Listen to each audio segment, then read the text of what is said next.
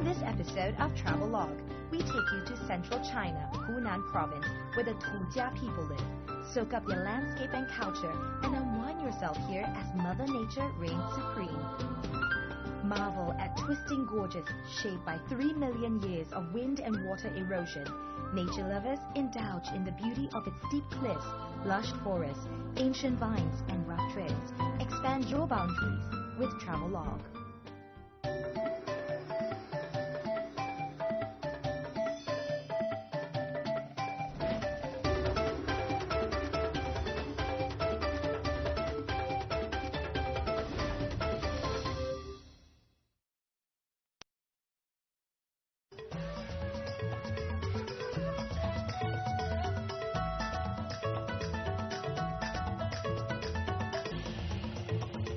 A journey to where nature is at her most magnificent and forbidding. To mysterious places where dazzling and diverse cultures flourish. Where China's numerous ethnic groups draw you into a world of color and vibrancy.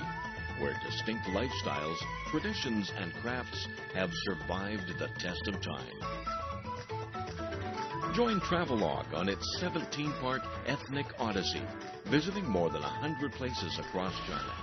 Ethnic Odyssey, an enlightened look at China's rich ethnic heritage.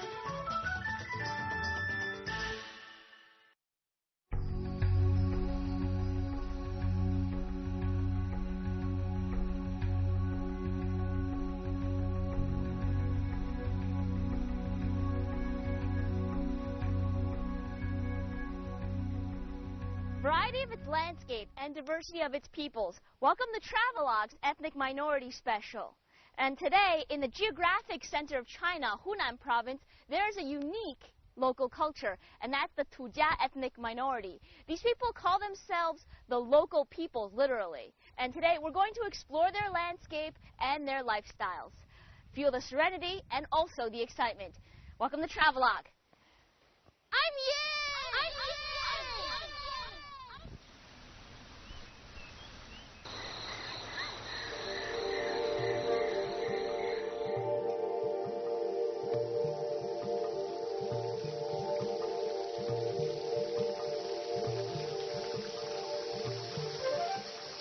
The TUJIA minority dwell in the Xiangxi TUJIA Miao Autonomous Prefecture and some counties in southeastern Hunan and western Hubei.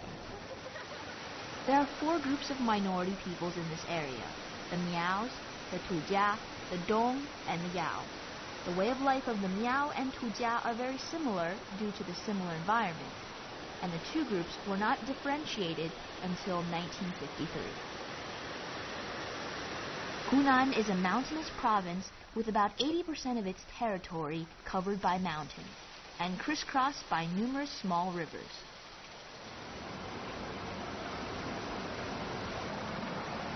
Zuolong Gorge is one such challenging natural barrier. It lies in Guzhang County in the western part of Hunan province. The lens is wet. I can see it. The gorge is shaped by 3 million years of wind and water erosion, famous for its steep cliffs, lush forests, ancient vines, and rough trails. The journey through the gorge is certainly an adventure. So this is the waterfall, you see. And I'm a little wet, so I'm going to shut up now. Oh, God.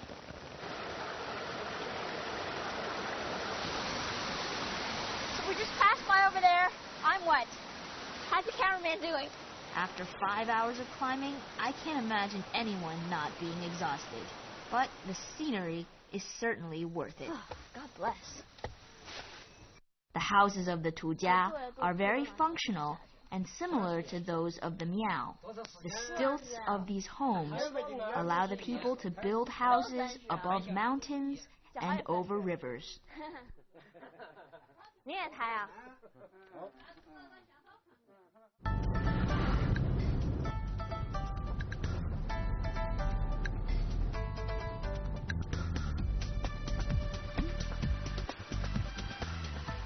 Besides twisting gorges, there are spectacular winding roads.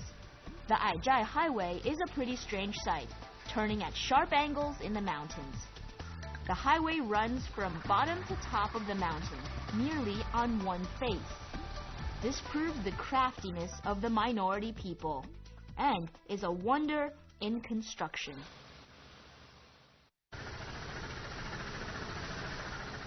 Following the river, we reach Wangcun village, an ancient village with 2,000 years of history. Wangcun is a village of mostly TUJIA people, and hopefully we can interact closely with them here.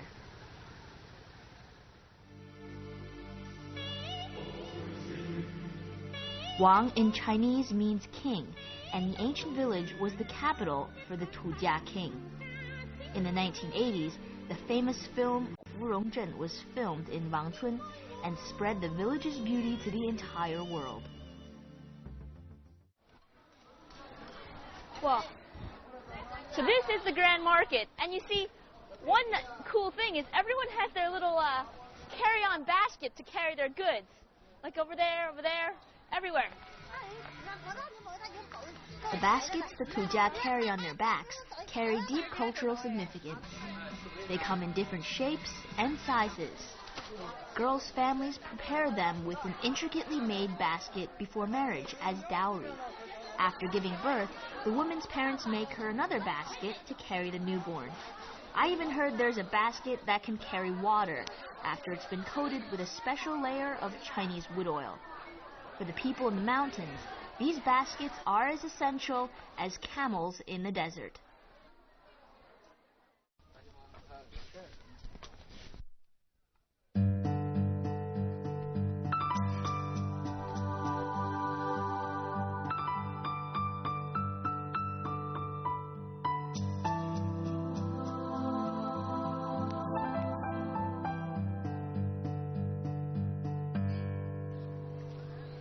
In Wangcun, sometimes looking at the faces of the children or the elderly hanging out by their houses gives us a sense of what it means to be TUJIA. But the best display of traditional TUJIA culture is through the local museum. Somebody's special wedding night. I wonder how the bride is feeling. Is she happy? Is she excited? Or is she even a little sad? Well, in the TUJIA ethnic minority, it's a typical custom for many of the brides to be very sad. They have a singing wedding song, and it's sort of a cry as well, because the bride will cry to her parents and also to her brothers and sisters, telling them to obey the parents after she leaves them for her new family at her husband's house. And this picture right here, you can see that. In the year 940, the king of Chu and the TUJIA provincial governor negotiated peace after many years of warfare. Afterwards, they cast a copper pillar as evidence. Over 1,000 years of history, this pillar. And you see, the most interesting thing are the inscriptions on the pillar. This is all in Han Chinese. And it was actually a treaty between the Han and the TUJIA peoples from over 1,000 years ago. And although the TUJIA people had a very developed oral language, they didn't really use a written language. So here are the Han characters that people today can still read. Sign of peace. No more war. This copper pillar still stands in memory of the history of cultural exchanges of TUJIA and Han nationalities. And since then, much of the TUJIA culture has evolved and incorporated elements of Han lifestyle.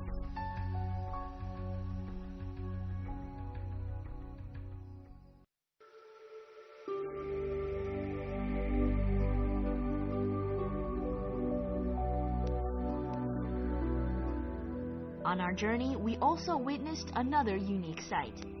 In few places have I ever seen the red rocks and soil that remind us of Jurassic Park, taking us back to the land of dinosaurs. Different shades of red and different layers meshed in between. The red rocks are over 450 million years old.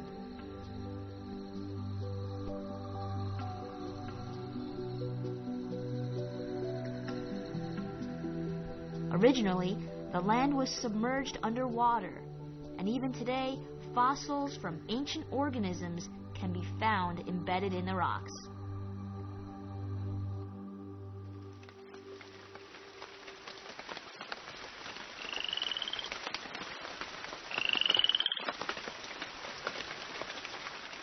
And as another center of Tujia culture, we found a small village called Shuangfeng, or Double Phoenix. Feng in Chinese is phoenix, the mythical bird of good omen.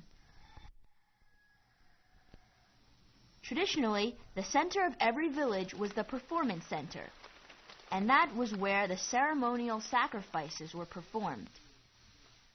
The Tujia people are religious people who believe in spirits and in the gods. And where we're standing now, the Baishou Hall, which literally means swinging hand hall, is an important site for where they perform religious ceremonies. There was music, there was a special dance called the swinging hand dance, right here. Here we go.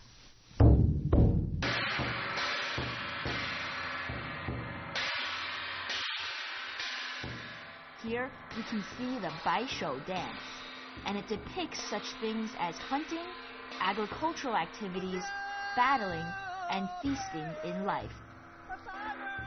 In all the dances I've usually seen, it stresses coordinated movements.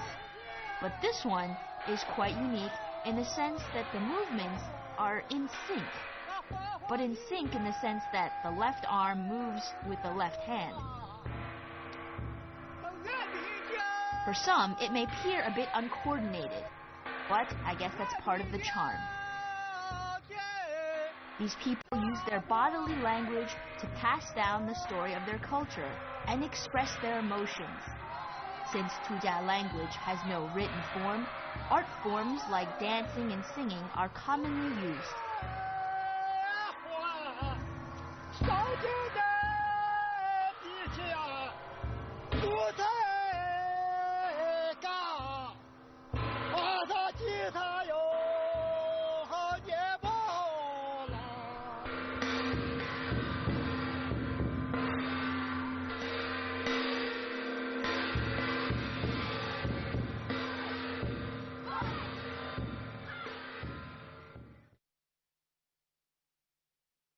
This may just look like hay to you, but actually, it's a very important part of a costume for a ritual dance that will be performed later. 先生，你也会表演这个舞蹈吗？ The old villager told me that many people can perform this dance, and they use it to ward off evil spirits.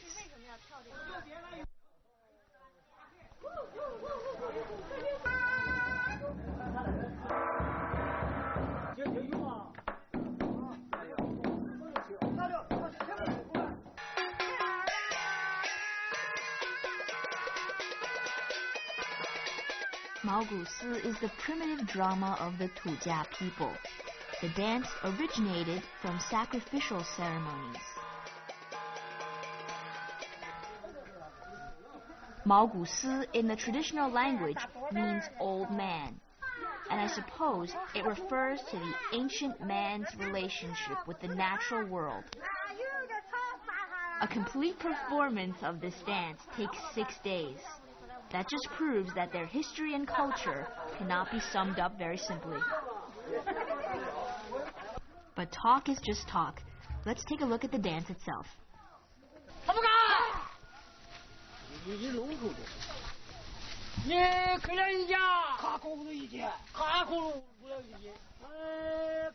Here, they depict worship for fire, marriage rites, exchanges in trade, and interaction with other people. We can see their transformation from a nomadic people to the gradual introduction of agricultural society.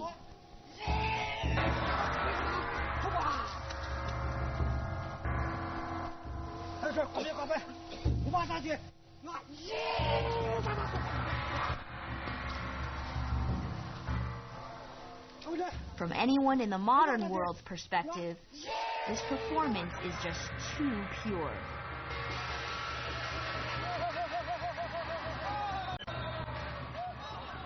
The singing, dancing, and drama reflect the origin and migration of the Tujia ancestors.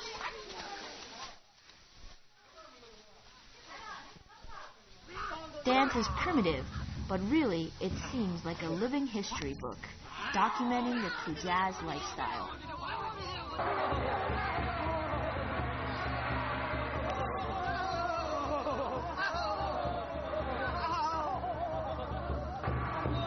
From beginning to end, the dancers swing left and right, and we can hear the sounds of grass ruffling on their outfits. Sometimes the performance is hilarious, and other times it's quite real.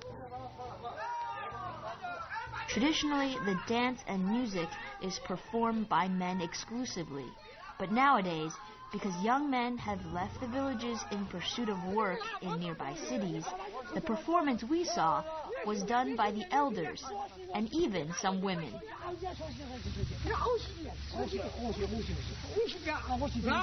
Although it wasn't in its most original form, it was nonetheless interesting.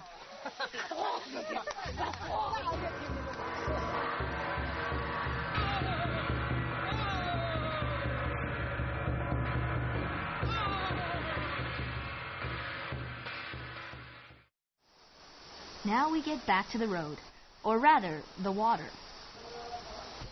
So now, a few buddies of mine and myself are now going to actually get on the boat. But we can't leave out the cameraman as well. Let's go.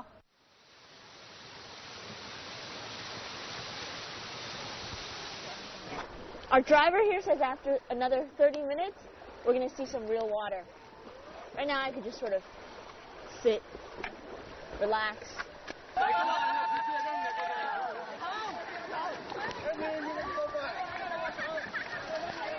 For those who are seeking excitement, rafting along the Mengdong River is the thing to do.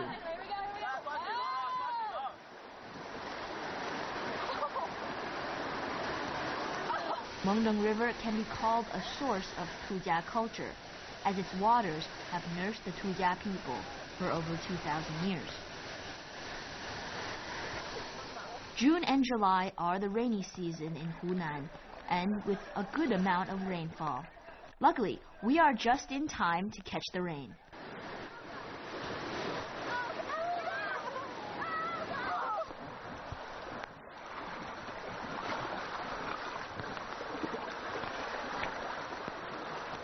Narrow and swift, the river twists and turns across the limestone terrain, and it's strewn with dangerous rapids. I don't know about this trip on a rubber dinghy, but it's certainly as breathtaking as sitting on a roller coaster. Okay, right now we're going to approach a very dangerous spot. You see like the ER people, the emergency people. Okay, I'm going to hold on now. I'm going to shut up. Go!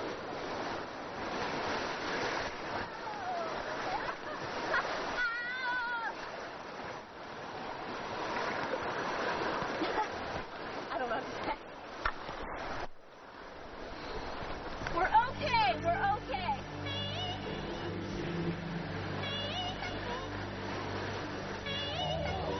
Although this is just fun and games for me, can you imagine that the ancient Tujia people had to conquer the waters and climb the mountains in this natural environment for survival? For us, it's an adventure. For them, it's their home.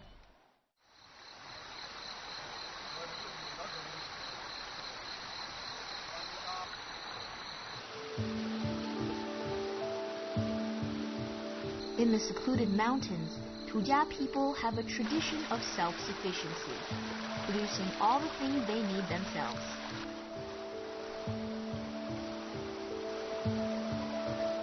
Under these difficult conditions, the people that resided in these mountains adjusted to hard work and developing a culture that overcame the challenges that nature imposed.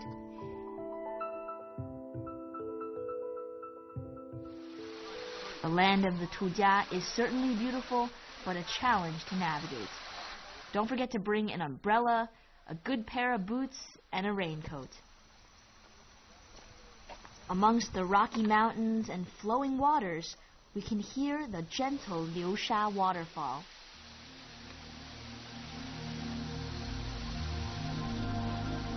Liusha in Chinese literally means flowing sand waterfall, so we can gather its unique characteristics. Mention waterfall to most people, and they'll imagine something like Niagara Falls, with its loud, roaring water. If Niagara Falls were like a mighty man, then this Liusha waterfall would be a meek and gentle woman.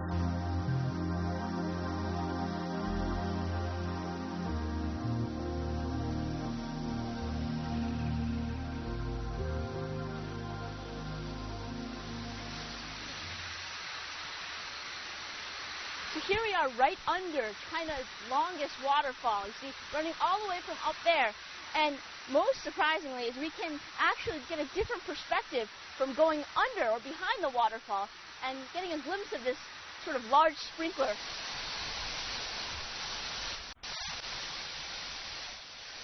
The Liusha waterfall is so gentle and delicate that it seems like by the time the water reaches the ground, it's almost become like a dew. Now isn't that refreshing?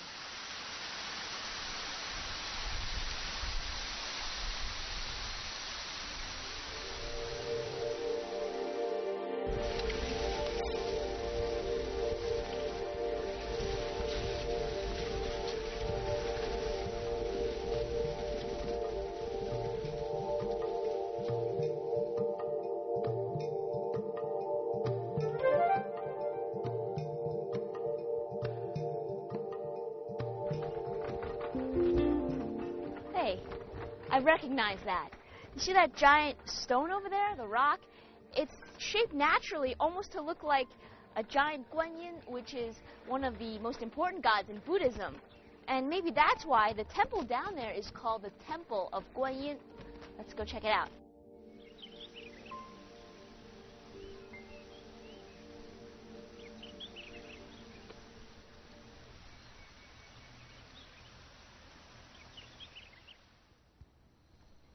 You might notice that behind me is the Temple of Guanyin. Now, Guanyin is one of the most important gods in Buddhism. And this sort of proves that the TUJIA people were multi-religious. They had different types of religions. They believed in Guanyin, they believed in different spirits, and even man himself. In Chinese Buddhism, Guanyin has been popular among ordinary worshippers for the belief that the Buddha is able to save people from poverty, death, and sorrow. According to a Buddha sutra, whenever those in distress murmur Guanyin's name, the goddess will never fail to come to their rescue. That's why Guanyin is also known as the goddess of great mercy. Even today, there are TUJIA people who come to pray in this small temple hidden amongst the mountains.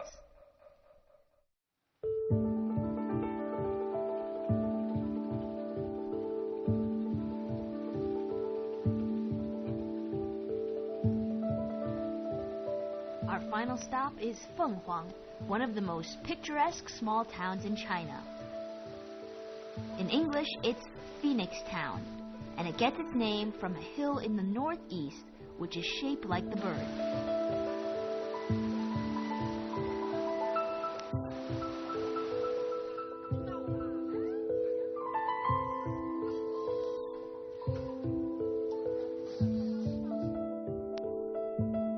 Fenghuang, we find traditional suspended houses. These are two-story wooden structures whose lower stories are supported by several heavy logs standing tilted on the ground, and whose large, wide upper stories lean over the river. Just close your eyes and imagine this place. An emerald green river running peacefully along the old city. Lush green mountains reflected in the water, and beside the river, wooden houses occasionally puffing out some smoke. Silent and serene most of the time, every once in a while, the giggles of young people washing in the river and the songs of fishermen fill the air. After the founding of the People's Republic of China in 1949, the central government initiated a process of identification of distinct ethnic minorities across the country. After 4 stages of this process, the government identified 55 unique ethnic minorities, along with the Han majority. The government then established minority autonomous prefectures to protect and preserve minority culture, allowing them to flourish into the future. Xiangxi Tujia Miao Autonomous Prefecture has always been a mysterious place. Hidden here are secrets, unexpected sights, and numerous stories. It's from the beautiful landscape that we come to understand the Tujia people. And you know, they have aspects of their own culture, but also have blended aspects of the Han culture into their own, making for a more beautiful China. Thanks for watching Travelogue, and see you next time.